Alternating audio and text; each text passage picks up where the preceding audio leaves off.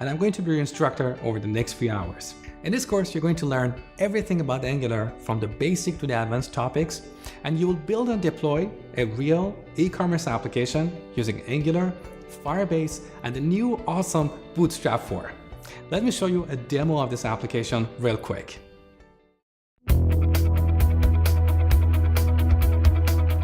We're going to build an e-commerce application for an imaginary organic shop. So here on the homepage, we have master detail. We can select a category and see all the products in that category. We can add a product to our shopping cart, change the quantity, and the number of items in the shopping cart gets updated in real time. And here's our shopping cart. Again, here we can change the quantity for each item and the total price, as well as the total number of items in the shopping cart, get updated immediately. If I open another tab and add another product to our shopping cart, what we have on the shopping cart tab gets updated automatically without me having to refresh the page. So all the data we show to the user is in sync everywhere in the application. And this is the beauty of a real-time application. Now let's check out. Here we have a shipping form and the summary of all the products in our shopping cart. And again, this summary gets updated as soon as I make a change to our shopping cart in another tab. Once we place this order, it will be visible to our admins. So I'm an admin user and I have this menu here, Manage Orders. Here we can see all the orders in the application. Other users will not see this page here. So here we have authentication and authorization. As an admin, I can also manage the products. So here we have all the CRUD operations. We can quickly search for a product. We can sort the data, resize the columns, or navigate to a different page. These are the patterns that you see in a lot of real-world applications. And in this course, you're going to learn how to implement these patterns in your applications. So, are you excited to learn Angular and build this application? Then let's jump in and get started. So, in case you're an absolute beginner with Angular, let me quickly explain in 2 minutes what Angular is and why you should learn it. Angular is a framework for building client applications in HTML, CSS, and either JavaScript or a language like TypeScript that compiles to JavaScript. But TypeScript is more common in the Angular community because Angular itself has been written with TypeScript. Now, if you have never worked with TypeScript before, don't worry at all. It's very easy and you're going to get familiar with it in this course. Now, one question that a lot of beginners have is, why do we need Angular? Can we not use plain old JavaScript or jQuery? We certainly can, and that's how a lot of web applications out there are built. But as our applications get more complex, vanilla JavaScript or jQuery code becomes hard to maintain. We need a way to properly structure our application. Sure, there are JavaScript patterns out there that help us with the structuring, but these patterns are hard to understand for a lot of beginners to JavaScript. Plus, a lot of applications built with vanilla JavaScript or jQuery are hard to test. And that's why, over the past few years, various frameworks have been built and evolved to make web application development easier. Angular is an example of such frameworks. It gives our applications a clean and loosely coupled structure that is easy to understand and easy to maintain. It also brings in a lot of utility code that we can reuse in various applications, especially when dealing with the user's navigation and the browser history.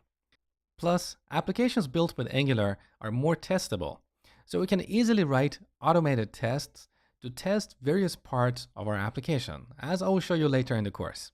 So to answer this question, no, you don't need a framework like Angular to build client applications, but using Angular makes your life a lot easier. All right, now that you know what Angular is, let's take a look at the architecture of Angular applications. A lot of modern applications have at least two parts, a front end and a back end. The front end, also called the client, is the part that runs in the web browser, and this is what the user sees and interacts with. So it essentially includes the user interface or UI of an application. We use HTML, CSS, TypeScript, and Angular to build the front end. The backend sits on a web server or multiple web servers in the cloud and is responsible for storing the data and doing any kind of processing. Our front end or the client app talks to the backend to get or save the data. One of the questions that a lot of beginners ask me is, Mosh, how do I save my data in Angular? Well, you don't. In most cases, you don't save the data on the client because it can easily disappear as the user clears the browser data or moves to a different computer.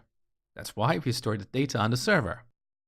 So here we often have one or more databases, as well as a bunch of HTTP services or APIs to make this data available to the clients. In case you don't know, API stands for Application Programming Interface. Now, if you put this fancy name aside, these HTTP services or APIs are essentially endpoints that are accessible via the HTTP protocol. So we can call them using simple HTTP requests to get or to save the data. If that's too much technical jargon here, let me give you a metaphor. Think of a port where ships load or unload. These are points to get loads in and out of a town, right? Now imagine these ports are HTTP endpoints, ships are HTTP requests, and loads are data. So just like we can send a ship to a port to get some load and bring to us, a client app sends an HTTP request to an endpoint to get some data. So this is how the big picture works. Our web applications have a front end and a back end. On the back end, we have one or more databases and APIs that make the data available to the clients. For a large application around a complex domain, this is where we implement the business logic of the application, like calculating the tax and shipping cost based on various parameters. The front end or the client, on the other hand, is all about the presentation. So here we have our HTML templates, as well as the presentation logic of our application. This logic is all about displaying data and responding to user actions, like what should happen when the user clicks on a button or navigates away from a page. These are examples of the presentation logic, or the logic that is all about the presentation aspect of an application. Now, in terms of the implementation, building the backend requires familiarity with other languages and frameworks, and that's completely outside the scope of building client apps with Angular. So as an Angular or a front-end developer, you don't have to worry about this. This is the job of a backend developer or a full-stack developer who knows both the front end and the back end. So for the purpose of this course, we're going to focus on the front end.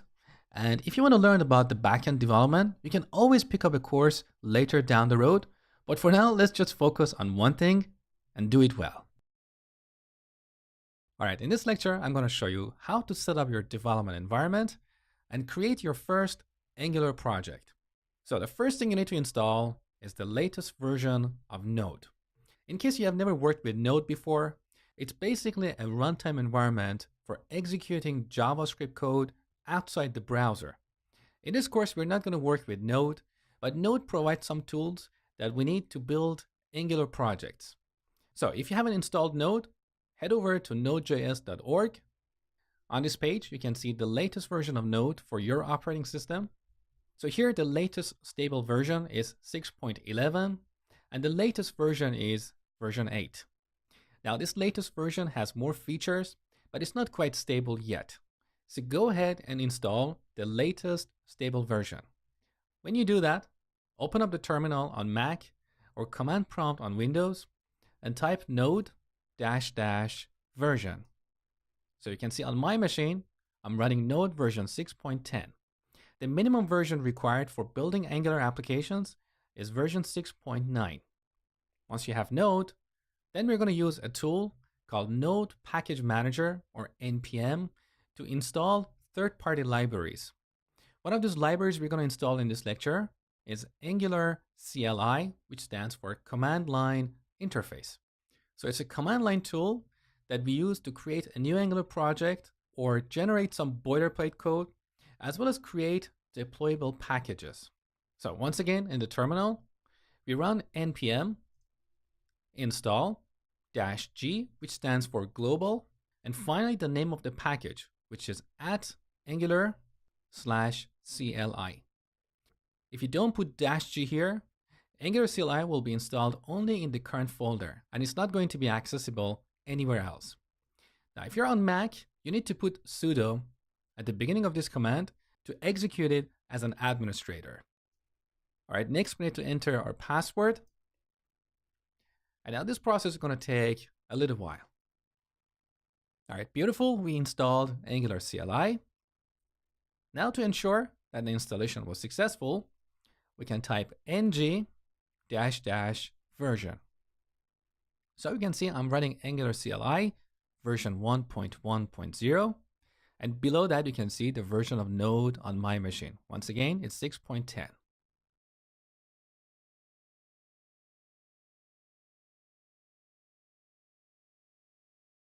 So with Angular CLI in place, now we can create a new Angular project. So we type ng new, and let's call this project hello-world. So this generates a bunch of files and folders, and then it's going to use npm to download the third-party libraries. All right, our project is successfully created. Now to start coding, we need a code editor. The editor I'm going to use in this course is Visual Studio Code or VS Code. It's a beautiful cross-platform lightweight editor that you can download at code.visualstudio.com. If you don't like this editor, feel free to use any editors that you prefer. You can use Sublime, you can use Atom, or any other editors. Now, if you're going to use VS Code, I want you to add it to the path so you can easily open it from the terminal. So here, if you're using Mac, press Shift, Command, and P. Or if you're using Windows, press Shift, Control, and P. This opens up the command palette. Now here type code. Look at this command here. Install code command in path. With this, we can go to the terminal. In the folder where we created a new project, Hello World, simply type code period. So this opens up VS Code pointing to the current folder. Now in the next lecture, we're going to look at this structure. You're going to learn what files and folders we have here. But before we get there, let's make sure that this application works. So back in the terminal, once again, we use Angular CLI to load our application in a web server. So we type ng space serve. So now we have a live development server listening on localhost port 4200, and Angular CLI also compiled our application. It generated bundles for JavaScript and CSS files. So we can open up Chrome and head over to localhost port 4200. Beautiful. This is our first Angular app. Next, we're going to look at the structure of our new Angular project. All right, now let's see what files and folders we have in this new project. So the first folder we have here is E2E, which stands for end-to-end. And this is where we write end-to-end tests for our application. If you have not worked with end-to-end tests, these are basically automated tests that simulate a real user. So we can write code to launch our browser, navigate to the homepage of our application, click a few links here and there, fill out a form, click a button, and then assert that there is something on the page. This is an example of an end-to-end test. Now that's beyond the scope of this course, so we don't have to worry about it yet. Below that, we have Node modules. And this is where we store all the third-party libraries that our application may depend upon. Now this folder is purely for development. So when we compile our application, parts of these third-party libraries are put in a bundle and deployed with our application. So we're not going to deploy this Node modules folder to a server. You're going to see this later in the course. Below that, we have the source folder. And this is where we have the actual source code of our application. So we have this app folder here, and inside this folder, we have a module and a component. So every application has at least one module and one component. You're going to get familiar with these components and modules very soon. Below that, we have this assets folder where you store the static assets of our application. So if you have any image files, any text files, any icons, all of these go here. Below that, we have this environments folder. And this is where we store configuration settings for different environments. So we have one file for the production environment and the other for the development environment. Now, the other files we have in the source folder are favorite icon, which is the icon displayed in the browser. We have index.html, which is a very simple HTML file that contains our Angular application. So note that here we don't have any references to a script or a style sheet. These references will be dynamically inserted into this page, as I will show you later in the course. Now, below that, we have this main file, which is a TypeScript file. And this is basically the starting point of our application. So in a lot of programming languages, we have this concept of the main method, which is the starting point of a program. We have the same concept in our Angular applications. So all we're doing here is bootstrapping the main module of our application, which is in this case, app module. So Angular loads this module and everything else starts from there.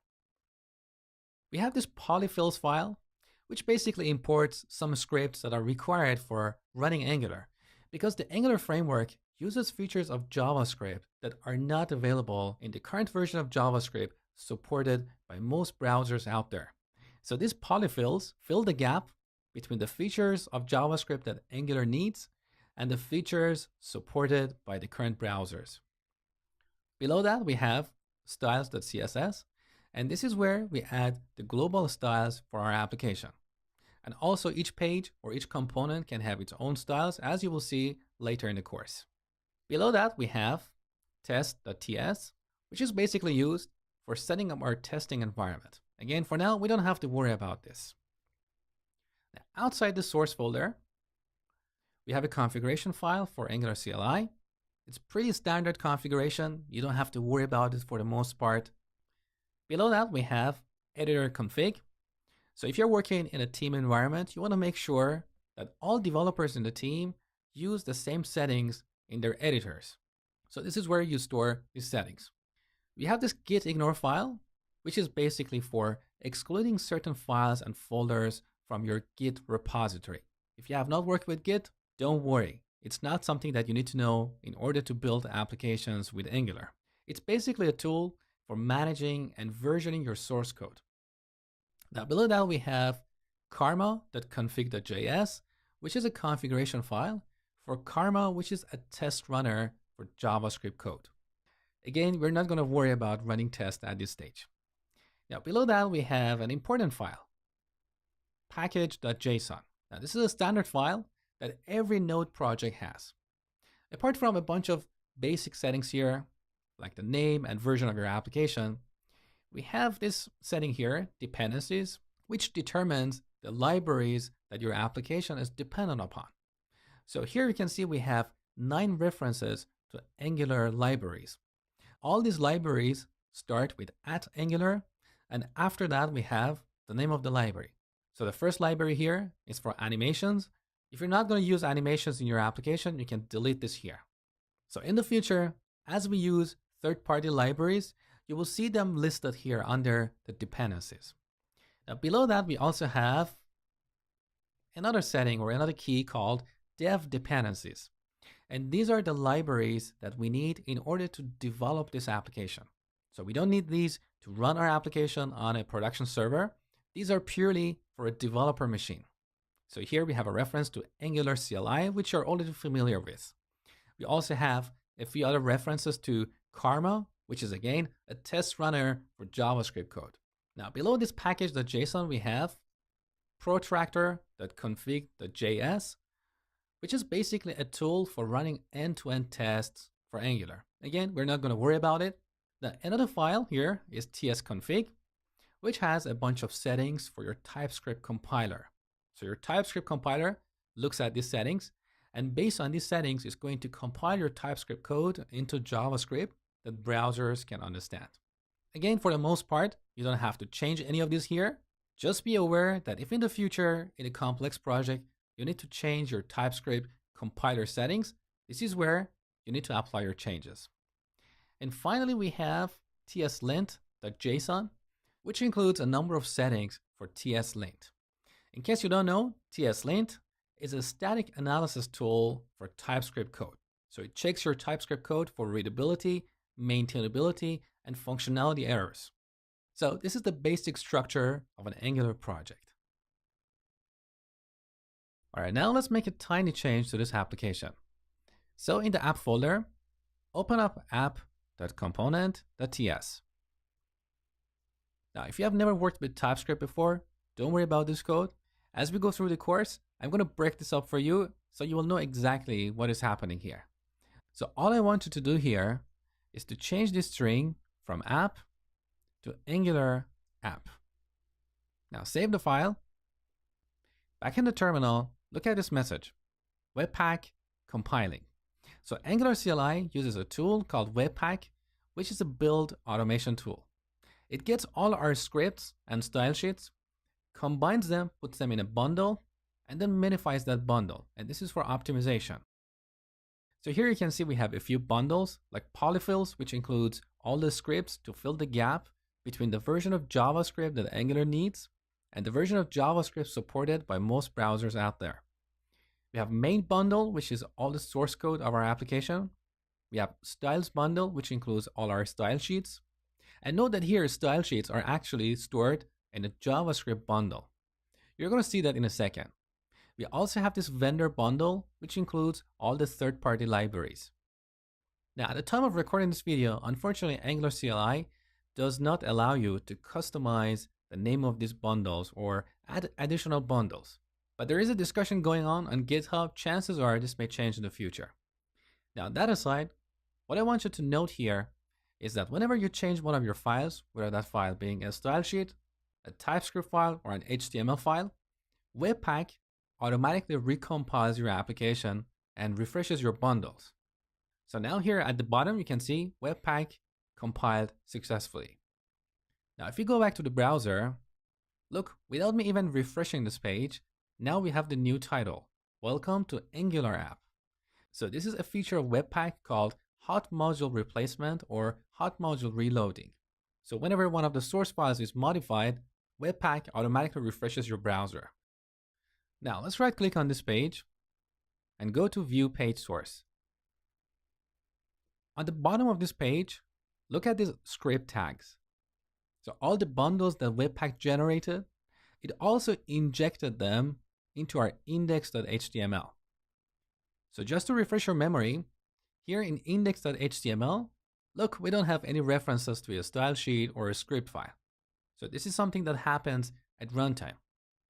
So Webpack automatically injects these scripts into our index.html. Now let's take a look at this styles.bundle.js. So basically what we have here is some JavaScript, and in the middle of this JavaScript code, you can find the styles used in your application. Now how this works is a little bit complicated, so don't worry about it for now. What I want you to know is that all your style sheets are compiled into a JavaScript bundle. One question that often comes up is what's the difference between AngularJS, Angular 2, and Angular 4? And how did we jump from Angular 2 to Angular 4? Well, AngularJS was introduced in 2010 as a JavaScript framework for building client applications. Soon it gained popularity, and the Angular team started adding new features to the core. But the framework was not designed with the needs of today's applications in mind. Plus, it was overly complex. So Angular team decided to rewrite the original framework using TypeScript, and as a result, Angular 2 came out in mid-2016. This new version is entirely different from Angular 1 to the extent that you can think of it as a completely different framework. Now, this made a lot of developers unhappy because they had a lot of applications built with Angular 1 with each application over a few thousand lines of code that had to be written. But overall, I personally like the direction that the Angular team took and how they rebuilt Angular with TypeScript. This is a much better framework, it's a lot cleaner, and it's a lot easier to understand and to work with. Now, after a few minor upgrades to Angular 2, something strange happened. We were up to Angular 2.3, and then all of a sudden, Angular 4 came out. So a lot of developers, including myself, wondered what happened to Angular 3. We thought we missed something really big here. But unlike Angular 2, Angular 4 was not a new framework with a lot of breaking changes. In fact, it wasn't even a major upgrade. So let me explain what happened. Angular consists of a few different libraries that are distributed as separate node packages via npm. For example, we have the core library that we use in every application. We have Angular compiler. We have Angular HTTP for calling HTTP services. We have Angular router for adding navigation to applications and a few other libraries. Now, all these libraries were versioned the same except the router library. So in order to align these versions and avoid confusion in the future, Angular team decided to go straight to Angular version 4. So in a sense, Angular 4 is not a major upgrade to Angular 2, and you can think of it as Angular 2.4, as simple as that. Now, after all this confusion in the community about Angular versions, the team decided to drop the version suffix and simply call the framework Angular. So now we have two kinds of Angular. We have Angular.js, which is the first generation of Angular written in JavaScript, and it's going to die sooner or later. And we also have Angular, which refers to Angular 2 or later. In our discussions, in our articles, and whenever we want to talk about Angular 2 or later, we should really use the word Angular. Like, I'm an Angular developer, instead of I'm an Angular 2 developer, or I'm an Angular 4 developer. See, it's really weird. We should use versions only when we need to talk about a specific release. For example, when we want to upgrade Angular 4 to Angular 5, then everybody knows what is the scope of this upgrade and what are the potential breaking changes that can impact an application. So this is all about Angular version history. All right, now let me quickly give you an overview of how I have structured this course and how you can get the most out of it in the shortest possible time. So in this course, we have 3 parts: Essentials, Advanced Topics, and the final project. We're going to start the essential part with an introduction to TypeScript and object-oriented programming. This will prepare you to build Angular applications. So then we'll look at Angular fundamentals, displaying data and handling events, components, directives, template-driven forms, reactive forms, consuming HTTP services, routing and navigation, authentication and authorization, deployment, and building real-time applications with Firebase. So these are the essentials that you will use frequently in real-world applications. Then we get into the territory of the advanced topics. And by advanced, I don't mean complicated, I mean anything that is beyond the basics. So in this part of the course, I will cover animations, Angular material, Redux architecture, unit testing, and integration testing. And over the last part, we'll build that e-commerce application that I showed you at the beginning of the course. This part also includes a few sections, and in each section, we'll build one module of functionality in this application. So here we have sections like product management, shopping cart, checkout, and so on. Now, I understand that you might be busy and not have enough time to watch the entire course, and that's perfectly fine. So I'm going to give you a shortcut that allows you to get the most out of the course within the shortest possible time. Start with the essentials. Watch all these sections in sequence, but feel free to skip the section called reactive forms because we're not going to use the materials in this section in our final project. Also, you can skip consuming HTTP services as well as authentication and authorization. You need to watch these sections if you want to build a backend for your application using frameworks such as ASP.NET, Express, Django, and so on. But this e-commerce application we'll build in this course doesn't have a custom-built backend. We use Firebase as the backend, so things are a little bit different here. If this sounds confusing to you, don't worry, I will clarify it in the section about Firebase. So here's my suggestion to you. Watch these sections in the essential parts in sequence, and then move to the final project part. I want you to build this application because that's where you will see all these moving parts coming together. Plus, those sections include tons and tons of tips and techniques that I've shared with you, and these are the things I have learned over the past 17 years of working in the industry as a professional software developer. They really change your thinking about programming and software engineering. I worked really hard for these sections and I want you to watch them. Once you finish the project, then you will have a good understanding of the big picture. Then you can come back and learn about the other sections in the course in isolation, depending on your needs. For example, if you want to learn how to add animations to your applications, you can simply go watch the animation section. Or if you want to learn about reactive forms, you can just go back to that section. So focus on the absolute essentials and then move to the final project. Hi, thank you for watching my Angular tutorial. If you enjoyed this video, please like it and share it with others. Also, you can subscribe to my channel for free new videos every week. This video is part of my complete Angular course with almost 30 hours of high quality content where you will learn everything about Angular from the basic to the advanced topics all in one course, so you don't have to jump from one tutorial to another. In case you're interested, you can get this course with a big discount using the link in the video description. And if not, that's perfectly fine. Continue watching as the next section is coming up. In order to build applications with Angular, you need to be comfortable with TypeScript. So in this section, I'm going to introduce you to the fundamentals of TypeScript and object-oriented programming principles. So by the end of this section, you will have a good understanding of type annotations, arrow functions, interfaces, classes, constructors, access modifiers, properties, and modules. If you're familiar with these concepts and know how to implement them in TypeScript, feel free to skip this section and move on to Angular. Otherwise, you really need to watch every lecture in this section. So now let's get started.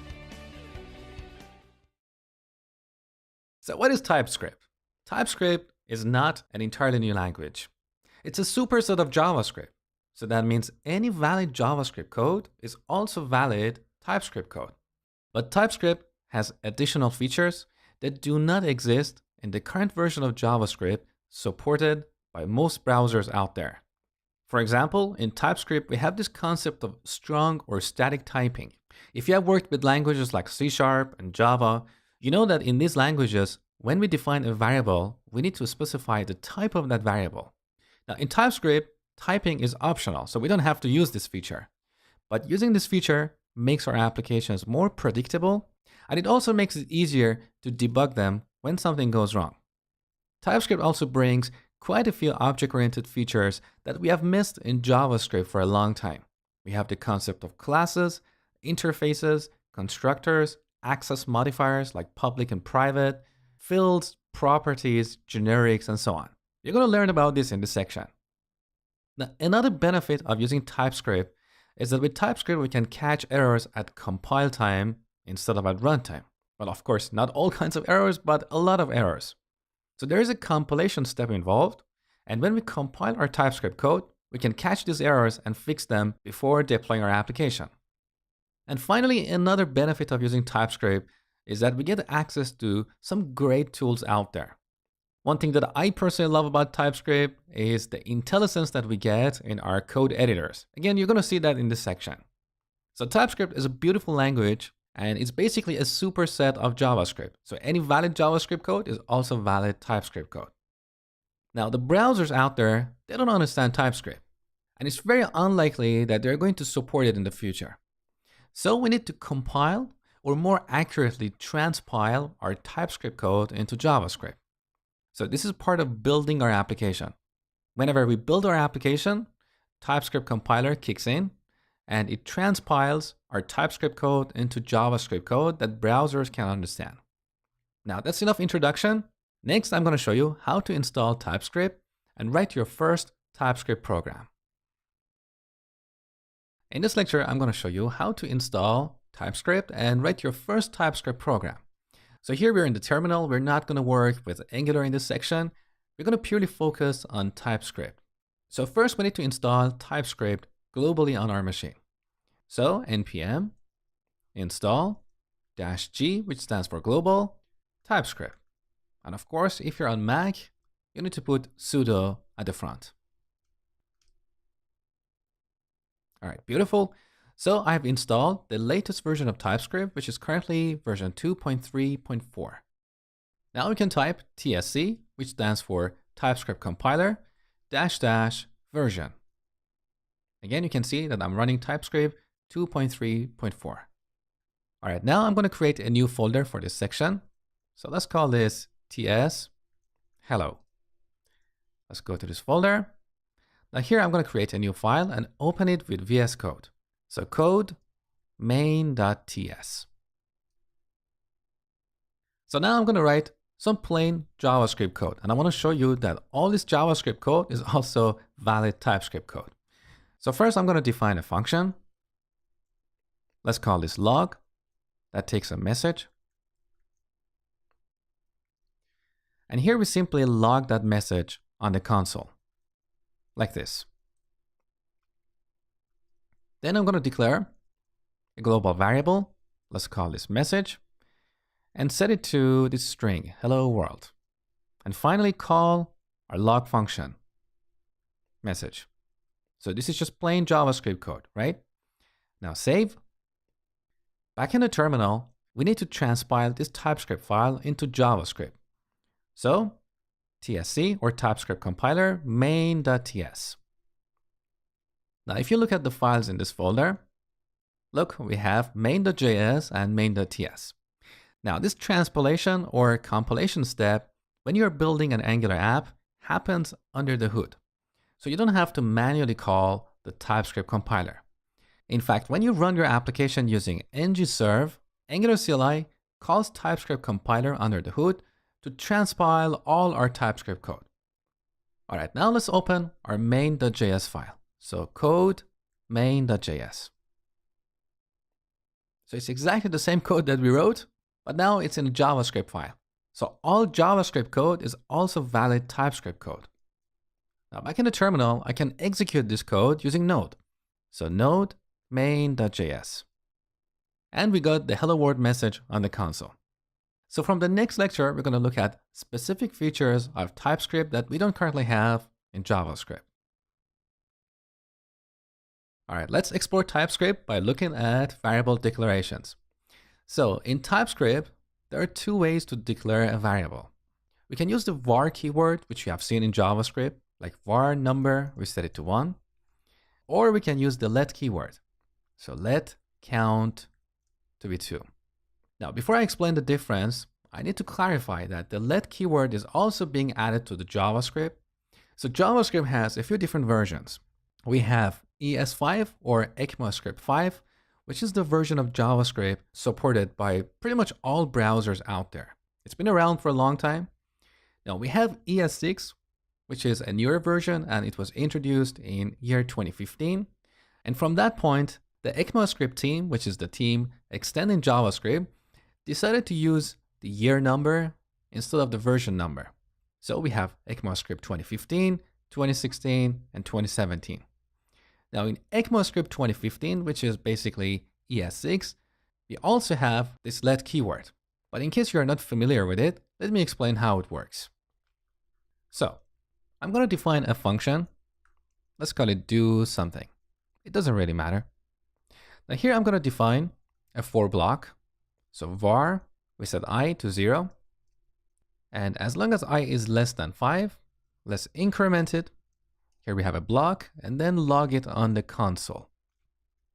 Now finally, at the end of this function, I'm going to log this I one more time, but with the label finally. And then I'm going to call this function here. So in the terminal, I'm going to compile this file, main.ts, and also at the same time, run it with Node, main.js. Note that the value of I at the end is 5. So this is the issue we have when declaring a variable using the var keyword. So we have declared I here inside this for block, but it's also meaningful and available outside the for block. Now, if you have worked with languages like C# or Java, you know that we don't have this concept in those languages. In JavaScript, a variable declared with a var keyword is scoped to the nearest function. So in this case, the nearest function is do something. So once we declare I inside this for block, it's available anywhere in this function. Now let's see what happens when we declare this variable using the let keyword. So let. Now look, we immediately got a red underline here, which indicates a compilation error. And this is one of the beauties of TypeScript. When you're writing TypeScript code, you can catch these errors at compile time, before you run your application, before you deploy it. Now let's hover our mouse here. So this is the error, cannot find name I. So now I is scoped to the nearest block instead of nearest function. And this is the proper way to declare variables, which prevents a lot of issues later down the road. Now, I want to clarify something. Let me save this file. Back in the terminal, first I'm going to remove main.js. Now I'm going to recompile our main.ts. Okay, we got our error here, cannot find name I. However, if you look at the files in this folder, we do have main.js. So even though we have a compilation error, the TypeScript compiler still generated main.js. Let's have a look at the content of this file. So this is the code that is generated. So by default, TypeScript compiler compiles our TypeScript code to ES5 or ECMAScript 5, which is the older version of JavaScript that is supported by all browsers out there. Now there we don't have the let keyword. So that's why our compiled code now uses the var keyword. And this is perfectly valid JavaScript code. So I can go in the terminal and simply run this code and get the same output as before. So what I want to clarify here is that TypeScript compiler reports these errors, but still generates valid JavaScript code. So here's the takeaway for this lecture. From now on, anywhere we want to declare a variable, we use the let keyword. Once again, this does not stop the compilation step, but at least we can catch the issues earlier during the compile time. Next, we're going to look at different types we have in TypeScript. In this lecture, I'm going to show you different types we have in TypeScript. So let me start by declaring a variable called count and set it to 5. Now, if I set this to, let's say, a character or a string like A, note that I immediately get a compilation error here telling me that this A string or A character is not assignable to type number. Now we can perfectly do this in JavaScript because in JavaScript we can change the type of variables on the fly, but in TypeScript we get a compilation error. Now once again, I want to clarify that we can perfectly compile this using TypeScript compiler and we will get valid JavaScript code. So if I go to terminal and type TypeScript compiler main.ts. Now look, this is our main.js. So we have this count variable and we have changed its value. We can perfectly execute this, no problem. However, code like this is very likely that it's going to break at some point in the future because chances are we're going to use this count variable inside a for block. So our program is going to break at runtime. We don't want this to happen, right? That's one of the reasons it's better to write the same code in TypeScript so at least we can get a warning during the compilation step. Now, if you hover your mouse over this count variable, look at the tooltip. You can see a colon and number after this count. So this indicates the type of count variable in our program. So here, TypeScript compiler inferred that the type of this variable should be a number because we set it to number 5. Now, what if I declare a variable without initializing it? Let's look at its type. Its type is now any. And that's exactly like the variables we declare in JavaScript. So I can set A to 1. Then I can change the value to true and then set it to a string. Even TypeScript doesn't complain about this. So what's the solution? If we don't know the value of a variable ahead of time, that's when we use type annotations. So here we add colon, and after that we set the type of this variable, like number. And then look, on the third and fourth lines, we got compilation errors. Now in TypeScript, we have a few different types. So we have number, which can include any integer or floating point numbers. We have booleans, which can be true or false. We have strings. We have any that you saw earlier. We have arrays. So let's say we want to declare an array of numbers. We would use a number with square brackets. Now we can optionally initialize this to an array like this. Or we can declare an any array, and with this, we can set this to an array with these values: 1, true, a, and false. Of course, it's not a good practice. We want to avoid this, but I'm telling you what is possible with TypeScript. Now we also have another type that I absolutely love, and that's enum. So let's say we are working with a group of related constants, like colors. So in plain old or vanilla JavaScript, we would define constant colors like this. So color red, we can set this to 0. Constant color green, we set this to 1, and constant color blue, set it to 2. Now this is a little bit verbose. In a lot of object-oriented languages, we have this concept called enum. So we can put all these related constants in a container. So in TypeScript, we can declare an enum like this. Enum, all lowercase. We give it a name like color. Now curly braces, and here we set the values. So red, green, and blue.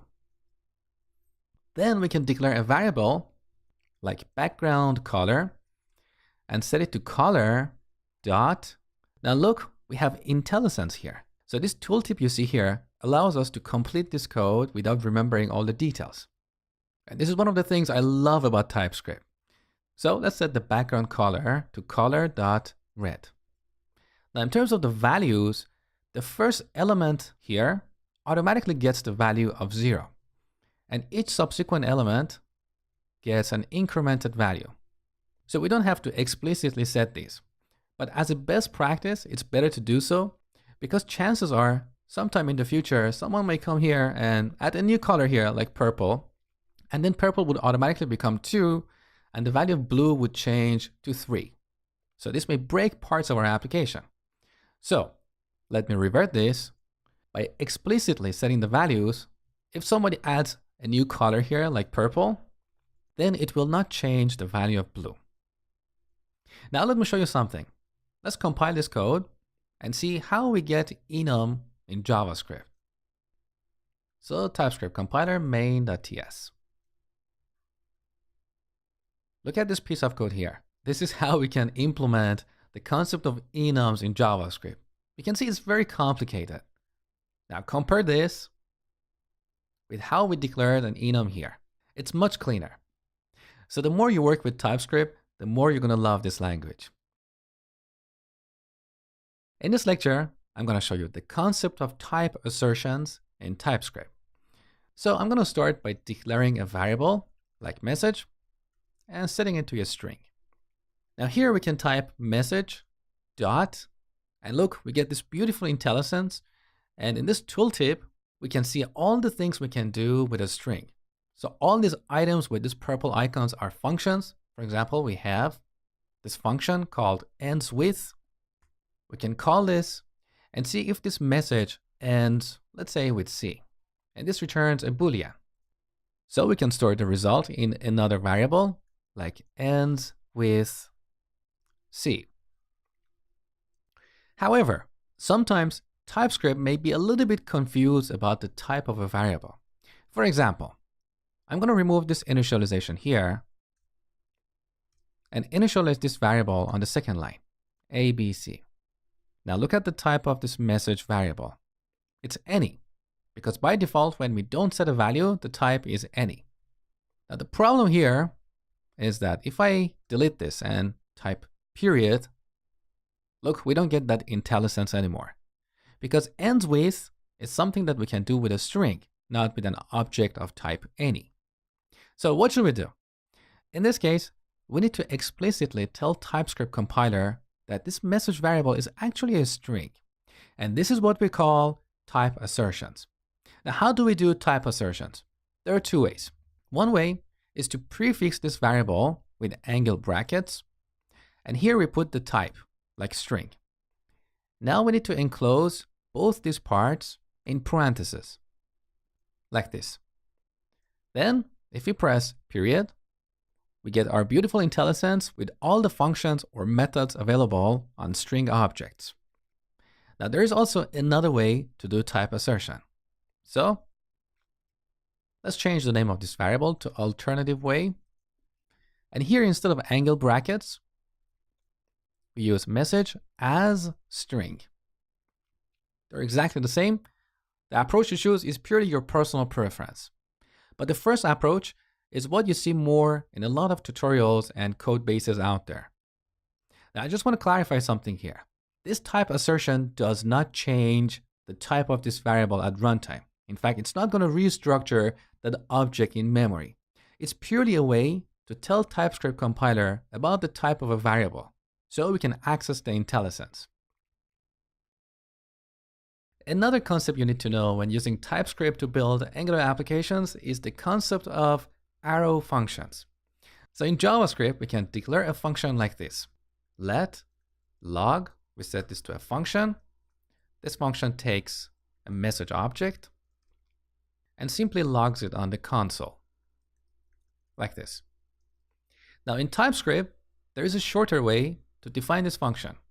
So let's call the other one doLog. Now we don't need the function keyword anymore. We can simply add the parameters, in this case message. Then we add this arrow, and that's why we call this an arrow function. And finally, the code block. So console.log message. Now if our function has only one line, we can even exclude these curly braces. So we can make this code a little bit shorter and cleaner, like this. If you have worked with C#, you have seen this before. In C#, we call this a lambda expression. In TypeScript, we call it an arrow function. It's exactly the same thing. Now, if you have one parameter here, you can even exclude the parentheses. But I personally don't like this because I think it makes the code a little bit less readable. So I always like to put my parentheses here to indicate to the reader of this code that these are the parameters. Now, what if we don't have any parameters? We just add empty parentheses. And of course here, we don't have the message. So if you have not seen this before, get used to it. It's a really nice and clean way to define functions. All right, now let's see how we can use custom types in TypeScript. So I'm going to start by declaring a function like drawPoint. So this function takes an X and a Y and simply draws it on the screen. Now, we don't want to worry about the actual drawing algorithm. We just want to focus on the signature of this function. Now, this function is not too bad. Here we have only 2 parameters. But sometimes when working with more complex concepts, we may end up with a function that has so many parameters, like this. This is really, really bad, and it's something you should avoid at all times. In those situations, it's very likely that a group of these parameters, maybe all of them, belong to a single concept. As an example, think of a car. A car has so many different properties. We don't want to pass all those properties to a function like drive car. Instead, we want to encapsulate them inside an object and only pass that one object here. So in this example, instead of passing X and Y here, it's better to pass a point object. And then we can call this function like this, drawPoint. We give it an object with 2 properties, X and Y. So now our function has a cleaner syntax. However, there is a problem with this implementation. Instead of a point object, I can pass a person object that has a name property. And nowhere here, we're getting a compile time error. But we know that this code is going to break at runtime because the algorithm in our drawPoint function is expecting X and Y properties. So what's the solution? Well, let me revert this back. Okay, we've got X and Y. So there are two solutions to solve this problem. One way is to use what we call inline annotation. So just like we can annotate this parameter with a type, like number, we can annotate it with a custom type or a custom object.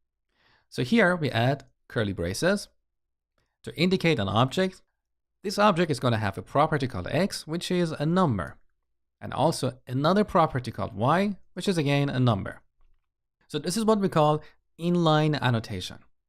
It works fine for simple cases, but the problem with this, as you can see, is that this is a little bit verbose.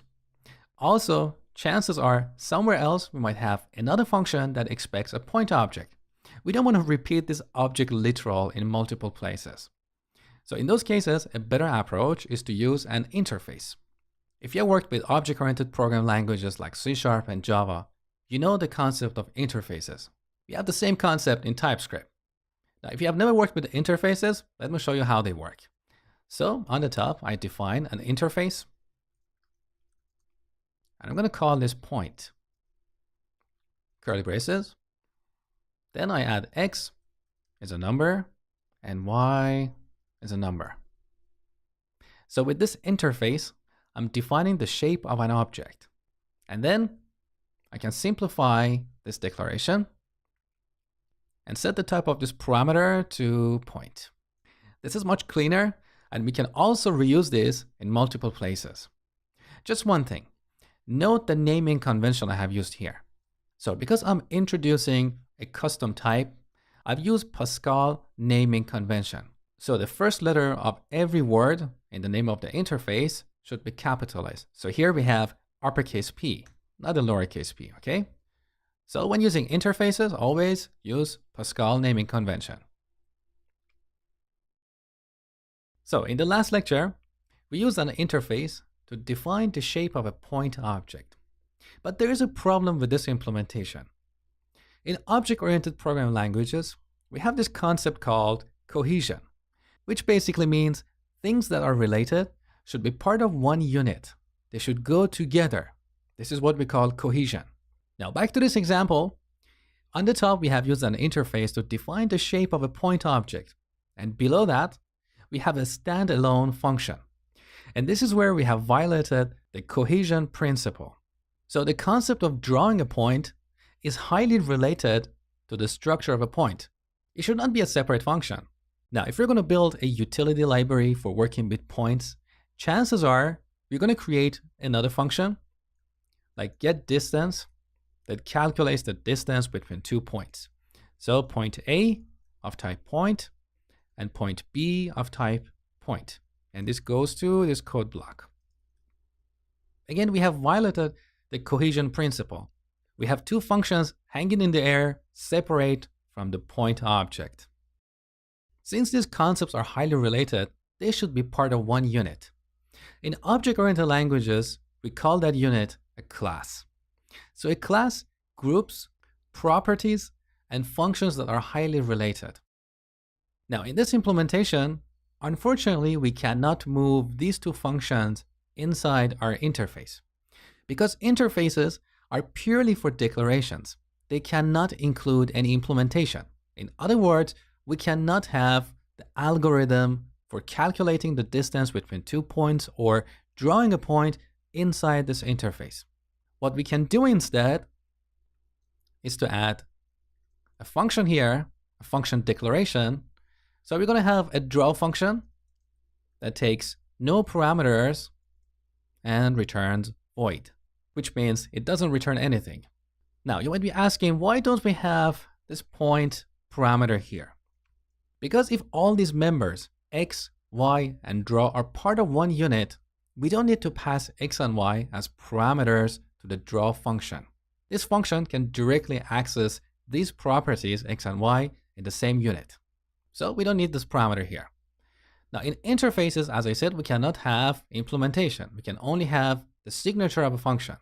So with this interface, we're telling TypeScript compiler that our point objects should have two properties, x and y, and a function called draw. The implementation of that is somewhere else.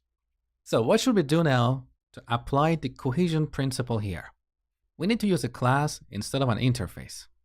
So on the top, I'm going to change the type to class. And here I'm going to replace this comma with semicolon. So our point class has 3 members. The first 2 members are what we call fields that we use for storing data. And the third member is a function. Now here in this class, we can have the actual implementation of this draw function. So we can simply define it like this: draw, and then add all that logic for drawing a point. Now similarly, we can have another function, getDistance, that returns the distance between this point and another point, like this. Again, all that logic will end up here. Now with this restructuring, you can see that everything about a point is in one unit, in one class. So we have the coordinate, which includes x and y, and 2 functions, draw and getDistance. Now in object-oriented programming terms, we refer to these members as fields and to these functions as methods. So when a function is part of a class, we call it a method. All right, now with this new implementation, we don't want these 2 functions hanging in the air, so delete. This is a much better structure. Also, we're not going to call drawPoint like this anymore. So here's our point class. In the next lecture, I'm going to show you how to create an object of this type and call the draw method. All right, so here's our class. Now let's declare a variable of this type. So let point be of type point. And then we can type point dot. Look, we have this beautiful IntelliSense. We have 2 methods, draw and getDistance, and 2 fields, x and y. Now in TypeScript, we also have a concept called property, which is different from a field, but a lot of people use these terms interchangeably. Later in this section, you're going to learn the difference between fields and properties. Now, if you want to call the draw method, we simply call it like this. So this draw method is now part of the concept of a point. It's not a function hanging in the air, polluting the global namespace. Now for this demo, I'm going to add a simple console.log here and display the coordinate of this point. So x, now here I want to add the x field, but we cannot use it like this. We need to prefix it with this dot. So that refers to this field in this class. And then I'm going to add y is, once again, this dot y. Now let's compile and run this program and see what happens. So tsc, what should we type here? Main.ts. And we can shortcut by adding this pipe here, type node, and then main.js, okay? We got a runtime error. Cannot read property draw of undefined. So this is the problem. When we call this draw method, this point object was undefined. Because here, unlike the basic types we have in TypeScript, like numbers, strings, booleans, we're dealing with a custom type. When defining an object of a custom type, we need to explicitly allocate memory to it. How do we do that?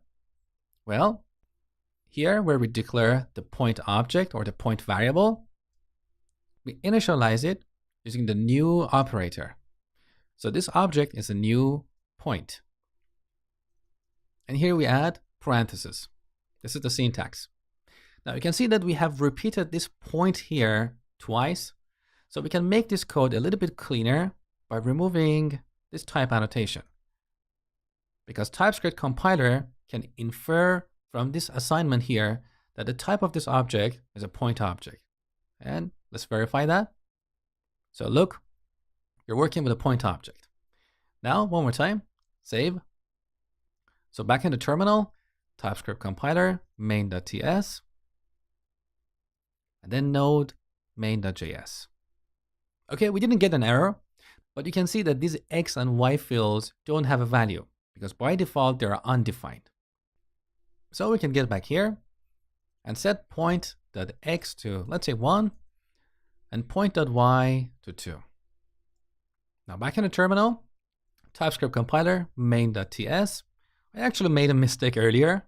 So instead of this pipe operator, we need to use double ampersand on Mac. I don't know the Windows equivalent. So with this, we can combine multiple commands. So node main.js. All right, beautiful. X is 1 and Y is 2. So this is how we use the classes that we define in our programs. Now I want to highlight something here. This point here is a class, but this point here is an object. An object is an instance of a class. As a metaphor, think of the concept of a human. Human could be a class, but when we create instances of this class, like John, Bob, Mary, these are all objects. So that's the difference between a class and an object. Next, we're going to look at constructors. All right, so I've simplified the code from the last lecture.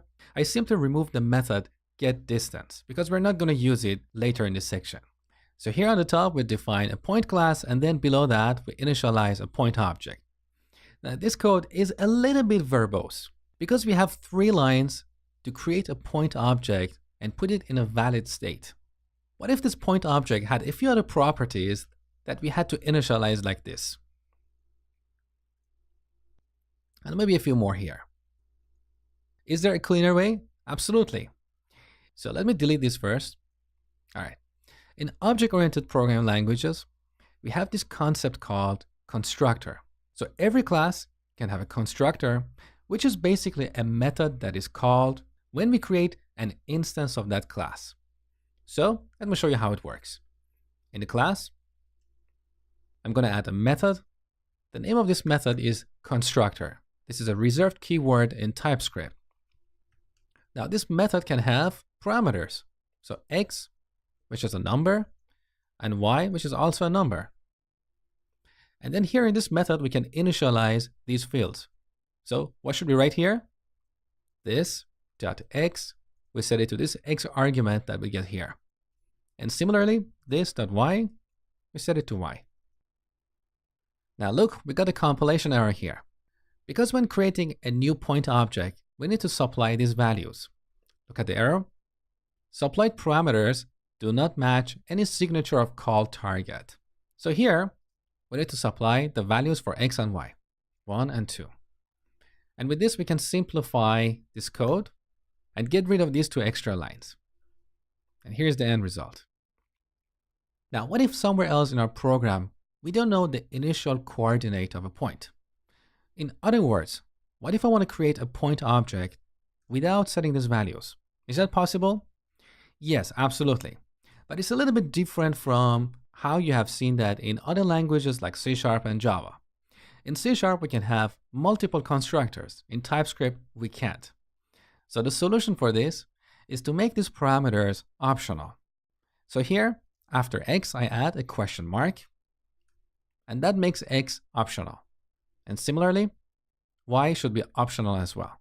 Because once you make a parameter optional, all the other parameters on the right side of that parameter should also be optional. This is a rule by TypeScript and a lot of other programming languages.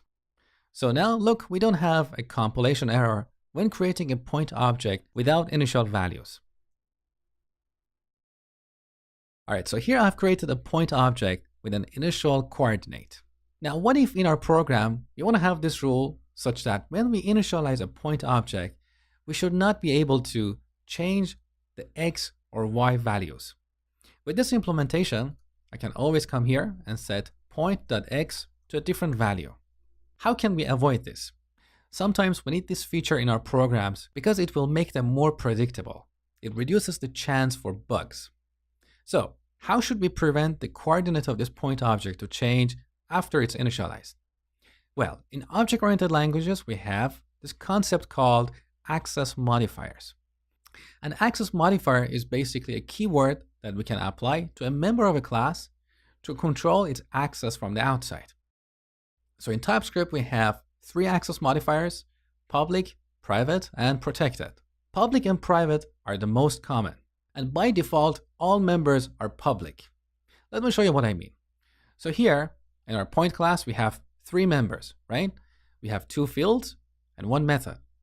So when we create a point object and type point dot, look, these are the members of the class. And because they are all public, we can access them here. And that's why we can see them in the IntelliSense. However, I can go here and prefix this field with the private keyword. Now, once we create this point object, if I type point dot, look, x is not in the list. It's not accessible. It's private. So if we try to set point.x to 3, look, we have a compilation error in TypeScript. It says property x is private and only accessible within class point. Now with this technique, I can go here and apply the private keyword on the y field as well. And now, once I initialize a point object, I can no longer change its coordinates. I can only call the draw method. Okay? So this is why we use access modifiers, to control access to certain members of a class from the outside. You can apply these access modifiers on fields, properties, and methods. Now, by default, if you don't set an access modifier, it's assumed to be public. So here, the draw method, as you know, is public. I can also add the public keyword here, but this is redundant. It's just making my code noisy. So you don't really need to add this. It's better to keep your code short and clean and use the private access modifier only when you need to. Next, I'm going to show you one of my favorite features of TypeScript around access modifiers. As you write code with TypeScript, you see constructors that follow a pattern like what you see here. So here we have two parameters in our constructor, and we use these two parameters to initialize the fields in this class. The code looks a little bit redundant. This.x equals x and this.y equals y. TypeScript has a fantastic feature that helps you achieve the same thing with less code. So here, we can delete these two fields here. And in our constructor, we can prefix our parameters with an access modifier. So here I want to have two private fields, x and y. I can simply prefix these with the private keyword like this. So TypeScript compiler will generate these fields for us. And also, we don't need these ugly, repetitive assignments either. So if we prefix a constructor parameter with an access modifier, whether private or public, TypeScript compiler will generate a field with the exact same name, and it would also initialize that field with the value of this argument. It's one of my favorite features, and you're going to see that a lot in this course. Now, I'll clarify something before I finish this lecture. In this case, our fields were private, but if they were public, we would use the public keyword here. So this means when we create a point object, we can access the x field. Okay? So I'm going to revert this back to the private. All right, now this implementation has a tiny problem. We can set the initial coordinate of this point, and we can also draw it, but there is no way for us to read the coordinate. So I cannot access point.x here to display it to the user. What's the workaround? Well, one simple solution is to define a method like this, get x, and here we simply return this.x. Because in this class, we do have access to all the private members of this class, but we cannot access them from the outside. Okay? Now here, I can always call point.getX to get the x value and display it to the user. Now let's talk about another use case. Maybe we want to give the user the ability to set the initial coordinate here, but we also want them to be able to change this coordinate later only if they provide a value within a given range. What do I mean by that? Let me show you. I'm going to define another method here, set x. Now this method is going to get a value. That's the new value for the x field. Let me scroll down. Now here, first we can do some basic validation. So if value is less than 0, we want to throw an error. Throw new error. Value cannot be less than 0. Otherwise, we want to set this.x to this new value. Okay?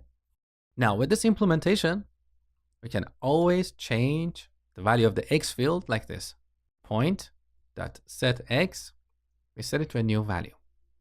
Now, if you have a use case like that in your applications, you can use what we call a property. So in TypeScript and in a lot of object-oriented programming languages, we have a concept called property, which is exactly for this very use case. So look at how I can define a property here. We start with a keyword, which is get or set, and then the name of the property, which is in this case x. And after that, we're going to have parentheses, just like a method. Okay. Now, similarly, I'm going to change this to set with a space. So we have the set keyword. And here it's like we have a function, a method. Now, what is the difference? The difference is that we can use these properties like fields. So here, I can read x like this. Dot. Note the icon of x. It's the same icon we have for fields. It's not a method anymore. So we can read x. And we can also set it like this. Point.x, we set it to 10. We don't have to call a method like this.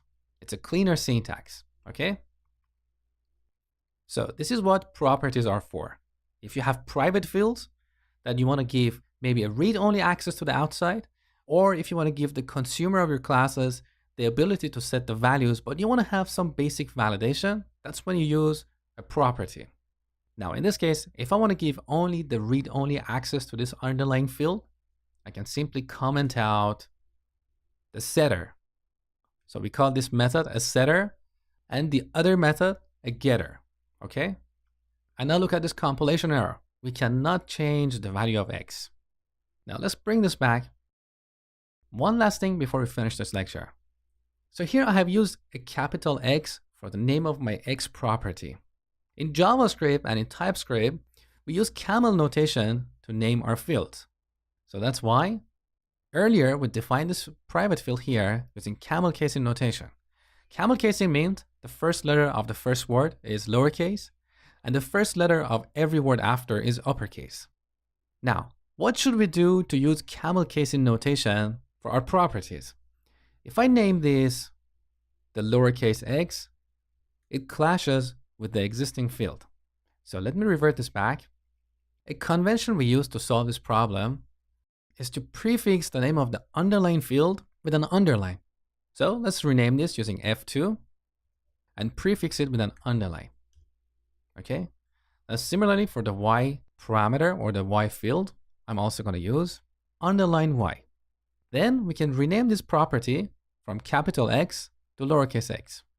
Once again, we press F2, lowercase x, and note that both instances, both the getter and the setter, are updated. Now, we can work with this x property exactly the same way we use the x field. So here's the lesson. A property looks like a field from the outside, but internally it's really a method in the class. Well, more accurately, it's either one method, which is a getter or a setter, or a combination of a getter and a setter. All right, I've simplified the definition of the point class. I removed the properties. So we have a simple constructor and the draw method, and we're using this point class below its definition. Now, this is a very simple program with only one file, but a real-world application consists of tens or hundreds of files. We don't want to write all the code in one file like main.ts. So ideally, I want to move the definition of this point class somewhere else in a file like point.ts. So here in this project, I'm going to add a new file, point.ts. Now back in main.ts, I'm going to select all this code, cut it, and move it to point.ts. Now, in TypeScript, we have this concept called modules. Now, what a module is requires a little bit more explanation, but for now, let me give you a simple, pragmatic definition.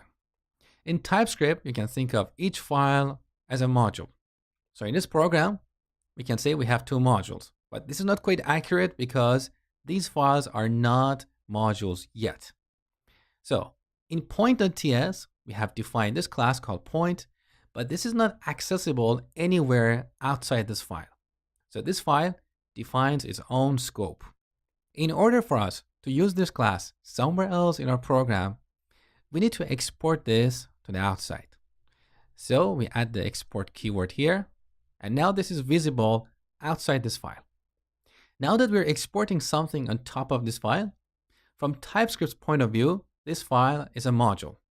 Now we need to go back to our main.ts and import this class so we can use it. So back in main.ts, look, we have a compilation error. Cannot find name point because we have not imported this into main.ts. So on the top, we write import. In curly braces, we add the name of the types we want to import. In this case, point. Now, if there are multiple types we want to import, we separate them using comma. Okay? So we import point from. Now here we put the name of the module in quotes. What is the name of the module? It's the relative path to that module from this file. So both these files are in the same folder. We can use period slash, which refers to the current folder. And then point is the name of our module. So it's not point.ts. Look, we get a compilation error. So the name of our module is point. Now we no longer have a compilation error here, and we can create an instance of this point class and use it. Now, there is a lot more to talk about when it comes to modularity in TypeScript, but that's all you need to know for now in order to start building applications with Angular. Because in Angular framework, we have a lot of types that are exported, so we need to import these into our TypeScript files and use them. You're going to see that a lot in this course. The only difference is that Angular modules are defined in a different way, so we don't add the relative path to these module files, because these files are not really part of our application. They're somewhere inside node underline modules folder. So when it comes to importing types defined in Angular, we use the library name as the module name. For example, one of the libraries is @angular/core. Okay? So here's the lesson. In TypeScript, we divide our program into multiple files. In each file, we export one or more types. These types can be classes, functions, simple variables, or objects. And wherever we need to use these types, we need to import them first. When we have an import or export statement on top of a file, that file is a module from TypeScript's point of view. In Angular, we also have the concept of modules, but Angular modules are a little bit different. They're not about organization of code in different files. They are about organization of your application into smaller functional areas. You're going to learn about Angular modules in the next section. I love your enthusiasm for learning Angular. As I told you before, this tutorial is part of my complete Angular course, where you will learn everything about Angular from the basic to the advanced topics, all in one course. You seem to be determined enough to learn Angular, and I'm so excited to see you made it this far. So I highly recommend you to click on the link in the video description and enroll in my complete Angular course. So thank you for watching. If you enjoyed this video, please like it and share it with others. And finally, subscribe to my channel for free new videos every week. Have a great day. In this section, we're going to look at the fundamentals of building applications with Angular. By the end of this section, you will have a basic understanding of Angular building blocks, such as components, templates, directives, and services. So now let's get started. So now that you have some basic familiarity with Angular, let's look at the building blocks of Angular apps. At the heart of every Angular app, we have one or more components. In fact, in a real-world app, we have tens or hundreds of components. But what is a component? A component encapsulates the data, the HTML markup, and the logic for a view, which is the area of the screen that the user sees. Let's look at a real-world example. Imagine we're going to build a website like Udemy. So on this page, we have a navigation bar, a sidebar, and an area to display the list of courses. Now, we can think of all this as one view or one component, or we can break this view into smaller, more maintainable, and potentially reusable components like navbar component, sidebar component, and courses component. Similarly, in courses component, we want to display one or more courses. Potentially, we can break up this component into smaller components.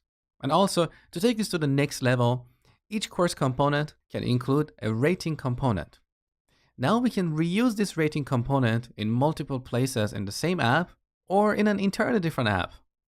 As you see, Angular embraces component-based architecture, which allows us to work on smaller and more maintainable pieces that can also be reused in different places.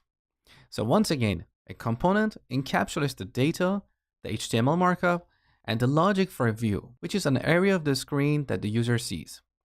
Every application has at least one component, which we call app component or root component.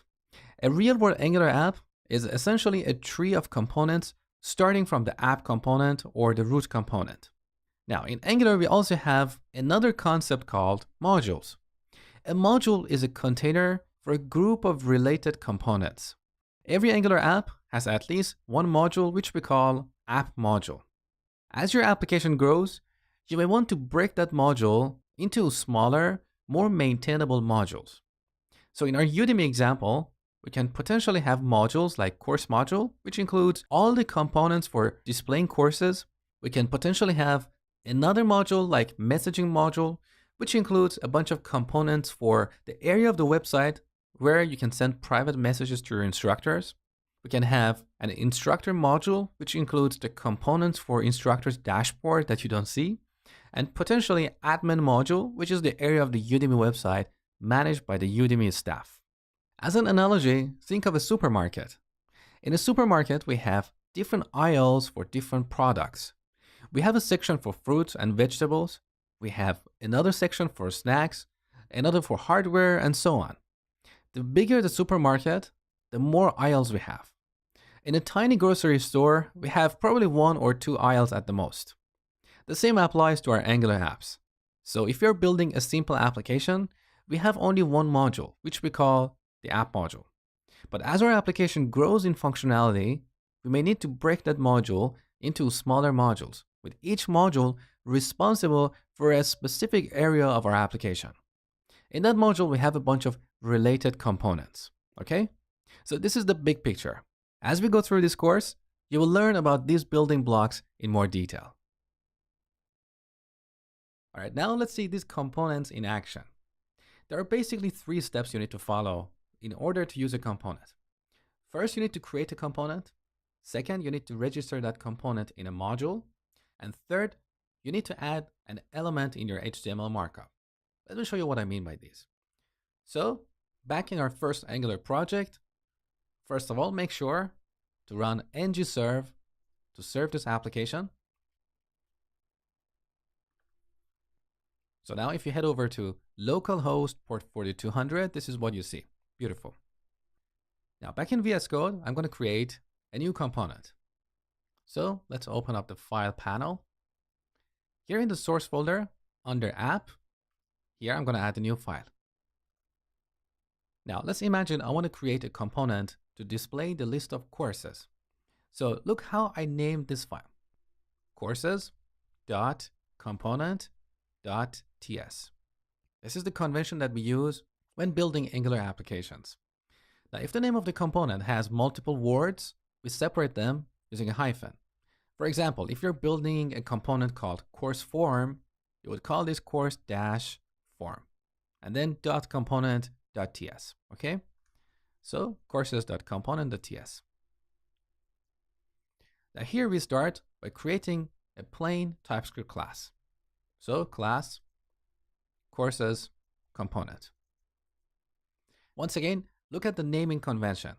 Here I'm using the Pascal naming convention. So the first letter of every word should be capital. And also by convention, we use the suffix component in the name of the class. So here's our class. In order for Angular to see this class, first we need to export it.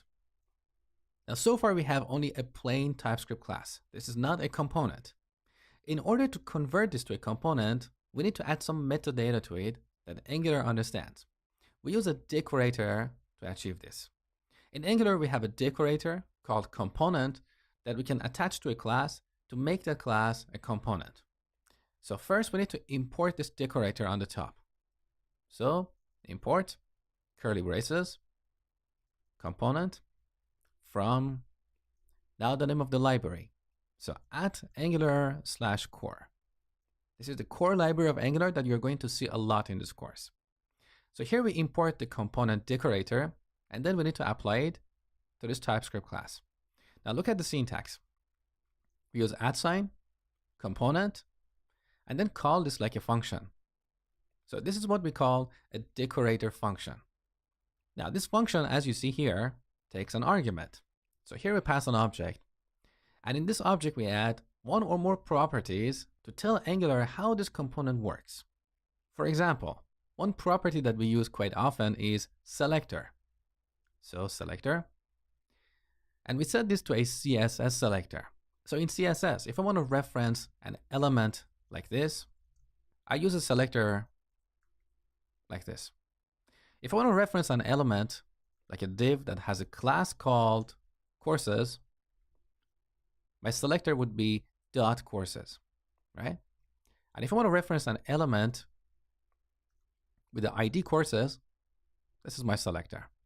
Just basic CSS, okay? So here we want to reference an element called courses. Why? Because with components, we can extend HTML vocabulary. So we can define new elements like courses, and inside that we will have the list of courses. Or in the future, we can define a custom element, a custom HTML element called rating, and wherever we use that, Angular will render a rating component, okay? So let's delete this. My selector for this component is courses. Now the second property we add here is template, and that's the HTML markup we want to be rendered for this component. Now here I want to render something very simple, so let's just add an h2 element and call this courses. In a real-world application, our templates can be several lines of code. In that case, we can put them in a separate file, and I'm going to show you how that works later in the course. So this is a basic component in Angular. That was the first step. The second step is to register this component in a module. Now currently our application has only one module, which we call app module. Let me show you where that is. So back here, in the app folder, look, we have app.module. Now, once again, here we have 3 import statements on the top, so nothing special here. On the bottom, we have a TypeScript class called app module. And note that this class is decorated with another decorator function called ng module. So with this, we convert a plain TypeScript class to a module from Angular's point of view. Now, don't worry about all these properties here, like declarations, import, providers, and bootstrap. You're going to learn about them later in the course. What I want you to focus on now is this property, declarations. And this is where we add all the components that are part of this module. So by default, when we generate an application, we have one component called app component, and you can see that component is part of this module. Now I'm going to add our new component here. So courses component. So whenever I type the name of a class here and press enter, it automatically imports it on top of my file. So import courses component from, and here's the name of our TypeScript module. So period /, which refers to the current folder. And here's the name of the file, courses.component. Now note that here we don't have .ts. In fact, if you add that, TypeScript component doesn't like that. So the name of the module is just the name of the file without the extension. So if you want to add this plugin to your VS Code, simply go here and in the extension search box, search for auto import. So currently I'm using auto import 1.2.2. Simply install it and then you'll have to restart VS Code. All right, so here's our second step. Now the third step. Back to our component. So this is the selector for this component, which means anywhere we have an element like courses, Angular is going to render the template for this component inside that element. But where are we going to add that element? Let me show you. So back here in the app folder, we have this app.component.html. This is the external template for our app component. Let's have a look. So all this markup you see here is for rendering the home page. And this is what we get. Now I want to simplify this. I'm going to get rid of all this markup, add a simple h1, call this Angular, and below that I'm going to add our custom element, courses. So when Angular sees this element, it's going to render the template of our courses component. All right, now back in the browser, this is our new homepage. So let's right click this courses element and inspect this. So look what we have here. We have this h1, and below that we have our courses element. And inside this, you can see we have the template for our courses component. So this is how Angular applications work.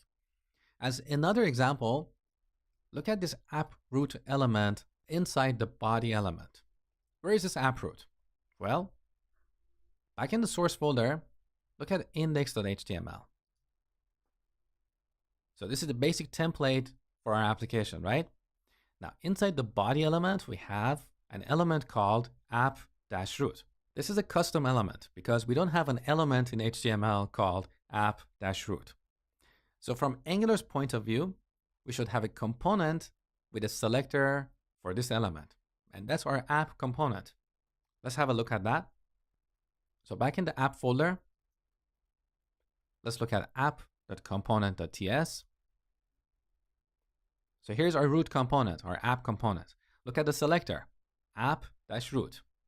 So whenever Angular sees an element like that, it's going to render the template for this component inside that element. In this case, our template is external. So we have template URL, and you can see the name of our template file, app.component.html. So that's why inside app-root, here we have the template for app component, which includes an h1 and the courses element. All right, let's quickly review what we have done so far. So we created this courses component here. Then we registered this in app module. So here in app.module, we added our component inside the declarations array, and then finally use this component in the template for app component. So let's quickly review. app.component.html, we added this courses element here. 3 steps, okay? Now, there are 2 problems with this approach. The first problem is that this approach is a little bit tedious. There are so many steps. So first we had to create this TypeScript class. Then we had to import this component decorator on the top. And next we had to apply it on this TypeScript class. There is so much boilerplate code here. Now, the second issue is that if we forget the second step, our application is going to break. Let me show you what happens. So let's go to app.module. I'm going to delete this line here. Now let's see what happens. Back in the browser, we got a blank page. So now we need to look at the console tab of Chrome Developer Tools. So right click anywhere on the page, inspect. So we can see we have 2 errors here. We can see the details of these errors in the console tab. So here's the error. Courses is not a known element. So if you don't register a component in a module, Angular doesn't know about it. And it doesn't know what to do with this courses element because this is not a native HTML element. So now let me show you a quicker and more reliable way to create an Angular component. We need to go back to the terminal, but look, our terminal is already busy. It's serving the application. So we either have to open a new terminal window, or we can actually open a terminal window inside VS Code. So back here, if you press Control and backtick, which is the character before the number 1 on your keyboard. Look, we have a terminal window here. And this is much easier to access than going back and forth between different windows. So here we can use Angular CLI to generate a component. So just like how we generated an application with ng new, we can also generate a component with this ng. So the syntax is like this: ng space G, which is short for generate, and C, which is short for component. And then the name of the component. Let's say we want to create a component called course. So of course, look at what happened. Angular CLI created a directory called course, and inside this directory added 4 files. A CSS file for storing the style sheets for this component, an HTML file for storing the template, a spec file, which is for writing unit tests for this component, and finally a TypeScript file, which is the actual component itself. Now, what is interesting here is that it also updated app.module and registered this new component. Let's have a look. So we can close this terminal window using the same shortcut, which is Control and backtick. Now we can open the Files panel using Command and B on Mac or Control B on Windows. Okay, look at app.module. So look, inside the declarations array, now we have course component. So this way, we don't have to remember to come back here and register our new components. Now, before we move on, let me just quickly add our courses component that I removed earlier. Okay. Now, back in the Files panel, this is the folder for our new component. So in this folder, we have these 4 files. Now let's take a look at the TypeScript class. It has all the boilerplate code that we wrote earlier, plus a little bit more. So here we're importing the component decorator, and on init, which is an interface, we're going to look at this later in the course. We have this component decorator applied to our TypeScript class. We have a selector. We have the URL of our template file, as well as the URL of our style sheet file.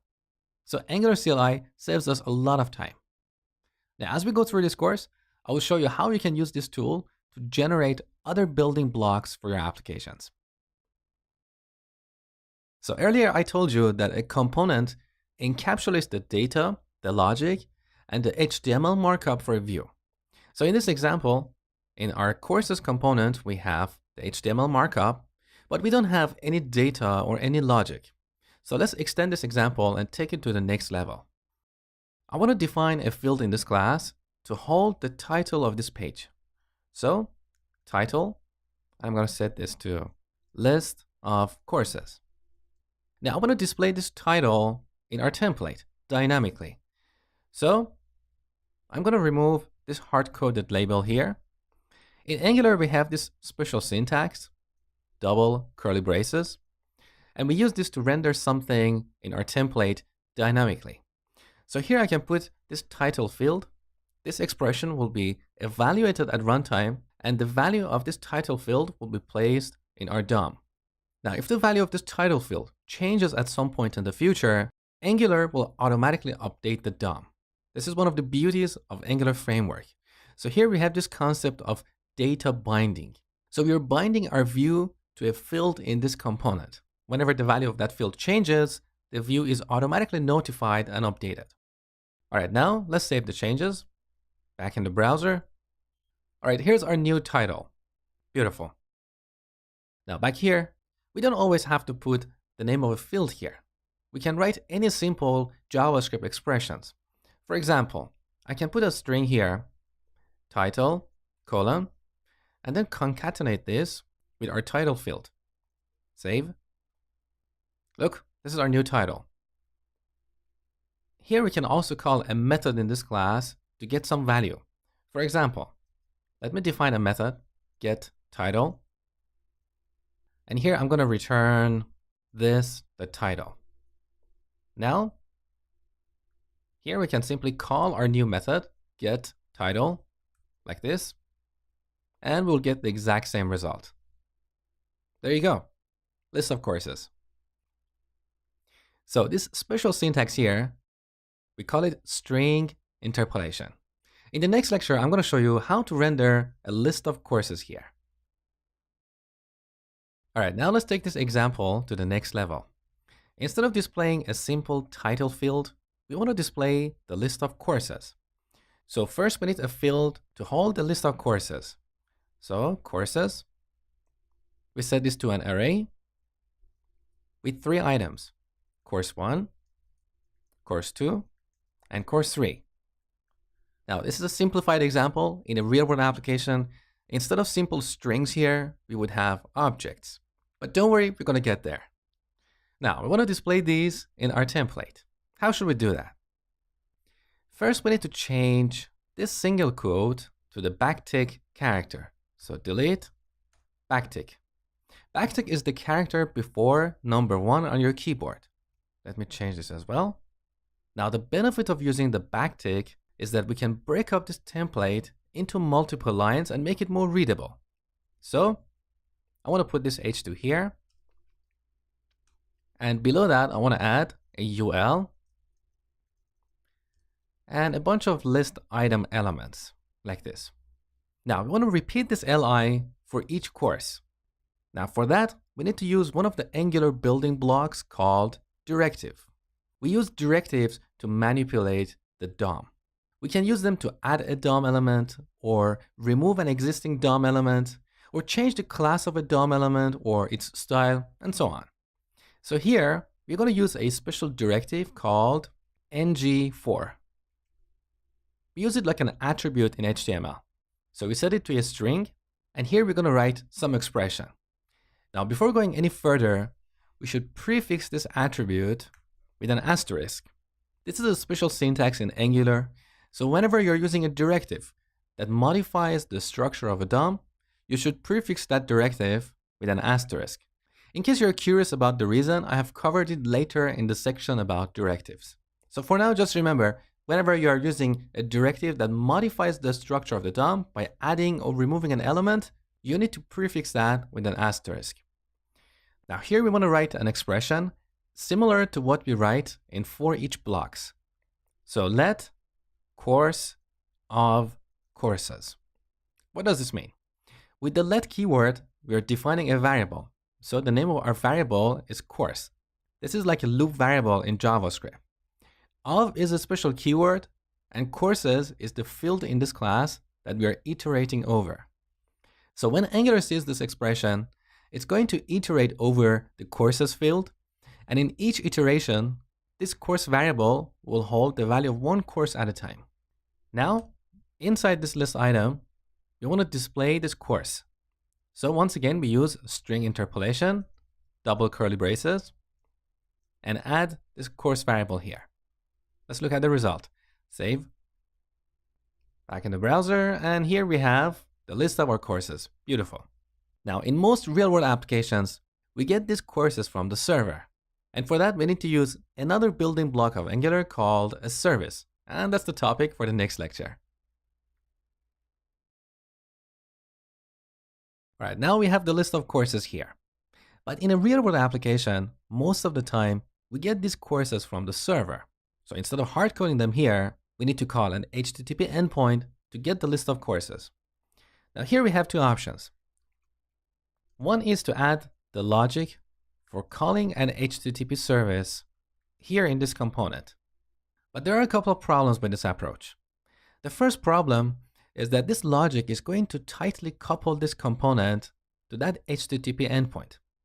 Now in the future, when we want to write unit tests for this class, we don't want to be dependent upon a live HTTP endpoint, because this is going to make it harder to execute those unit tests. So we want to create a fake implementation of an HTTP service. So this is the first issue with writing this logic inside this class, inside this component. It's going to tightly couple this component to that HTTP endpoint. The second issue is that maybe somewhere else in the application, we're going to have another page where we display the list of courses. Maybe it's part of a dashboard. Maybe it's somewhere for an admin. With this implementation, we have to repeat this logic, the logic for consuming that HTTP service in multiple places. And that's not good. And finally, the third issue with this implementation is that a component should not include any logic other than the presentation logic. That is the logic behind this view. What should happen when we click a button, when we select an item from a drop-down list, and so on. Details of how courses are retrieved should be delegated somewhere else in our application. So where should we implement that logic? In Angular, we use services for that. So we're going to define a separate class, which we call a service, and there we'll add this logic for getting the list of courses from an HTTP service. Then we can reuse this class in multiple places. So let me show you how to do that. Here in the app folder, I'm going to add a new file. Now look at the naming convention. Courses service.ts. So the name of our service is courses, and by convention we have the word service in the file name, and finally .ts. When creating a component, we use courses.component.ts. So note the difference. Now here, once again, we want to export a plain TypeScript class. So export class courses service. So once again, by convention, we add the word service as a suffix in the class name. Now when creating components, we decorate this class with the component decorator. Remember, component. But in Angular, we don't have a decorator for services. So a service is essentially a plain TypeScript class. So delete. Now here we want to add a method for getting the list of courses. Get courses. For now, we don't want to get distracted with the complexity of consuming an HTTP service. So let's just return the same array that we had in our component, and later I will show you how to consume an HTTP service. So back in our component, I'm going to select this array here, cut, back in the service, and simply return it from this method. Now imagine here in this method, we have that logic for consuming an HTTP service. With this implementation, we can reuse this class, we can reuse this logic in multiple places in our application. And also, this will separate or decouple our component from this logic. So back in our component, here we're not going to have any logic for consuming an HTTP service. And this allows us to unit test this class without dependency upon that HTTP endpoint. So while unit testing this class, we can provide a fake implementation of that service. Now, if that's too complicated, don't worry about it. Unit testing is something for the future. Okay, now we have a service. We need to use this service in our component. How? That's the topic for the next lecture. Okay, now we have a service to get the list of courses from the server. We need to use this service in this courses component. So first we need to add a constructor here, constructor, because a constructor is where we initialize an object. So here we need to create an instance of our courses service, something like this. Let service be new courses service. Once again, I'm using the auto import plugin. So when I press enter, it automatically adds the import statement here on the top. So import courses service from current folder courses.service. All right, now back in the constructor. So we have a service, and then we can initialize this courses field like this. This.courses, we set this to service.get courses. Let's test the application and make sure everything works up to this point. Save. Okay, we get the same list. Beautiful. However, there is a problem with this implementation. The first problem is that by using this new operator here, we have tightly coupled this courses component to the courses service. So this is exactly like the problem we had earlier. If we implemented the logic for consuming an HTTP service inside this component, we wouldn't be able to unit test this class.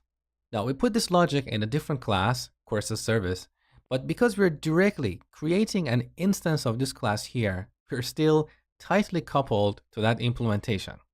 The other issue here is that if in the future we decide to add a parameter to the constructor of courses service, we have to come back here and anywhere else in our application where we have used this courses service and add a new argument, like 1.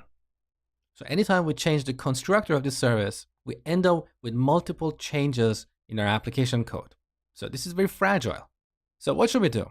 Well, instead of recreating an instance of the courses service, we can ask Angular to do that for us. So we can delete this line here and add a parameter in this constructor, call it service of type courses service. With this, when Angular is going to create an instance of our component, it looks at this constructor, it sees that this constructor has a dependency. this dependency is of type courses service. So first it creates an instance of the courses service and then passes that to this constructor. Now with this implementation, if we change the constructor of courses service and add a new parameter, we don't have to modify 100 places in our code to reflect the change. Angular would automatically instantiate a new courses service object. The second benefit of this implementation is that when we're going to unit test this courses component, instead of supplying an actual courses service to this constructor, we can create a fake implementation of this service that doesn't use that HTTP service on the backend. In other words, we have decoupled our courses component from courses service. So here's the lesson. When you use the new operator like this inside a class, you have tightly coupled your class to that implementation. You cannot change this at runtime. But when you add that dependency as a parameter of a constructor, you have decoupled that class from that dependency. Now, we're not done yet. We need to instruct Angular to create an instance of courses service and pass it to our courses component. This concept is called Dependency Injection. So we should instruct Angular to inject the dependencies of this component into its constructor. As simple as that. That's dependency injection. A lot of people think dependency injection is so complicated, but it's really a $25 term for a 5-cent concept. So dependency injection means injecting or providing the dependencies of a class into its constructor. Now, Angular has a dependency injection framework built into it. So when it's going to create an instance of a component, it can inject the dependencies. But in order for that to work, we need to register these dependencies somewhere in our module. So let's save the changes. Now we need to go to our app.module. So here's app.module. Okay, look at this ng module decorator. Here we have a property called providers, which is set to an empty array. In this array, we need to register all the dependencies that components in this module are dependent upon. For example, our courses component is dependent upon courses service. So we need to register courses service as a provider in this module. So here I'm going to add courses service. Now, if you forget this step, dependency injection is not going to work. Let me show you what happens. So I'm going to comment out this line, save, back to the browser. We get a blank page, so that means something is wrong. Let's open up Chrome Developer Tools with Shift, Command, and I on Mac, or Shift, Control, I on Windows. Look at this error, no provider for courses service. This is an error that you might see quite often when building Angular apps. So the error is telling us that we have not registered courses service as a provider in our module. So back in app module, I'm going to add this courses service here, save, back in the browser, and we have the list of courses. Now, one more thing before we finish this lecture. When you register a dependency as a provider in a module, Angular will create a single instance of that class for that entire module. So imagine in this module, we have 100 components, and 50 of these components need the courses service. In the memory, we're going to have only a single instance of courses service, and Angular will pass the same instance to all these components. This is what we call the singleton pattern. So a single instance of a given object exists in the memory. So a quick roundup. Back in our component, we added courses service as a parameter in the constructor, or in other words, as a dependency of this class, and then registered this as a provider in our app module. With this implementation, when Angular is going to create an instance of this component, first it will instantiate its dependencies, and then it will inject those dependencies into the constructor of this class. And this is what we call dependency injection. All right, now let me show you a quick way to create a service in Angular. So we go to the terminal. Once again, you can switch to the terminal window, or you can press Control and backtick in VS Code. So here we have a small terminal window. We're going to use Angular CLI to generate a service. So ng, g for generate, Previously, we used C for components. Now we're going to use S for services. Imagine we're going to create a service for sending emails. This service is going to call an HTTP endpoint somewhere for sending these emails. So let's call this email. And note that here I just add the service name. I don't need to add .service. Okay? So this generates two files for us. One is the actual service file, and the other is a spec file, which includes some boilerplate code for writing unit tests for that service.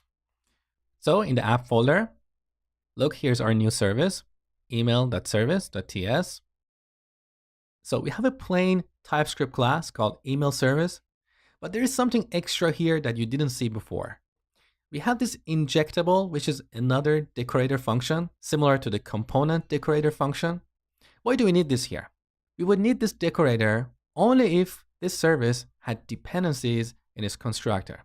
For example, imagine here we had a dependency like log service of type log service.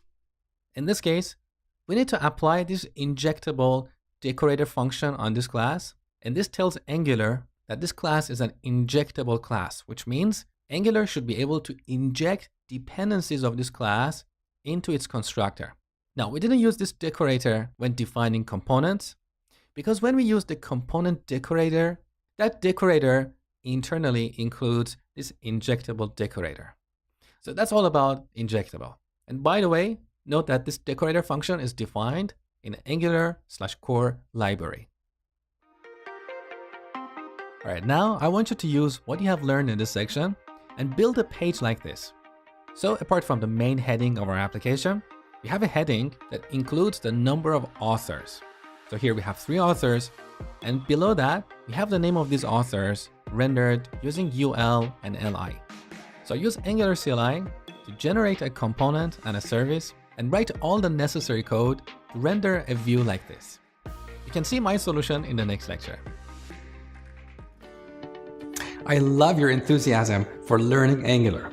As I told you before, this tutorial is part of my complete Angular course, where you will learn everything about Angular from the basic to the advanced topics, all in one course.